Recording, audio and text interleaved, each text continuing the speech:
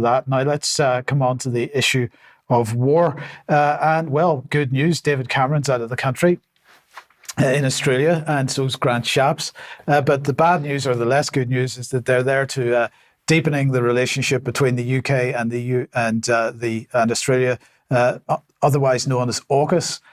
So here's what they were pushing out on Twitter this morning, the Ministry of Defence AUKUS update.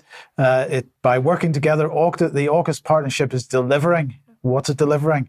Well, it's delivering a new fleet of submarines. These are nuclear-powered submarines. They won't be carrying nuclear weapons, at least not on day one, but they are nuclear-powered submarines.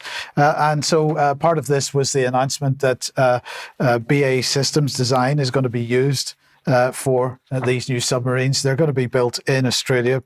But don't worry, 7,000 jobs will be protected in the UK. What else are they saying here? With advanced capabilities from artificial intelligence, autonomy and quantum technologies, to undersea warfare and hypersonic capabilities, that deepening defense and security cooperation in the Indo-Pacific. Because you've got to remember, the focus on Russia is only in the short term. The long-term focus is on China. And we are going to go to war with China once we've dealt with Russia. And if you understand the irony in that statement, please don't take it as me being supportive of the idea. But anyway, the Russia narrative continues in the EU. And yesterday, the lovely Ursula von der Leyen and Charles Michel were speaking together about Ukraine, about Russian grain, about defense, about enlargement of the EU, and about Gaza. But defense was really the main focus of the thing. So here's Charles Michel. He was giving the statement that they are more determined to bring more support to Ukraine than ever. The question is, how are they going to do that? Well, they have decided that they need to start spending more and more money, of course, but they've also proposed that a legal task force revisit a crucial provision, and this is known as Article 41(2), which stops the EU common budget from funding operations having military or defence implications. So they're going to go along and they're going to remove that provision anymore, and this is unprecedented, and it basically gives the European Union, not the member states, but at EU level for the first time, the ability to buy and commission the purchase of weapons and commission the manufacturing of weapons. And this is a key part of European Defence Union.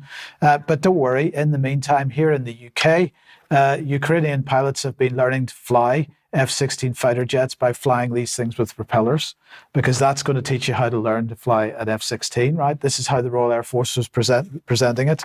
But the UK government has announced that 10 pilots have received basic flying, ground school and language training in the UK, and will one day form the first line of defence in protecting Ukraine's skies from Putin's forces. They will now move from flying these things to flying to advanced jet training, and it's going to be the French that are going to provide that level of training, and eventually at some point in the future they might get to fly some F-16s. But I'm just going to end this segment on defence with another bit of humour. This is a little bit of video that the Ministry of Defence was pushing out this morning. Just have a look at this.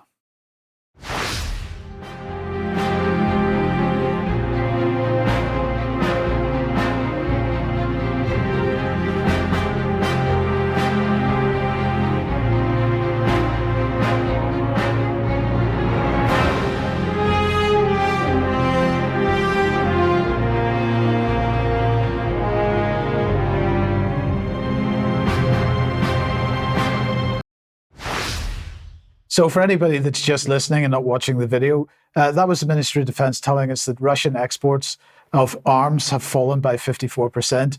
And of course they've fallen because actually there's only one importer of Russian arms at the moment, and that's Ukraine, isn't it? And sorry to be making a joke of that, but I mean, this whole video was a joke. Russia is not, the implication is that because they're so tied up with the war and they're giving, they're expending so many weapons in Ukraine that they don't have anything to export anymore. Well, surely the key point here, Ben, is they're tied up with a war. Winning a war. Yes, indeed. But anyway, tell us about the data for the city of tomorrow.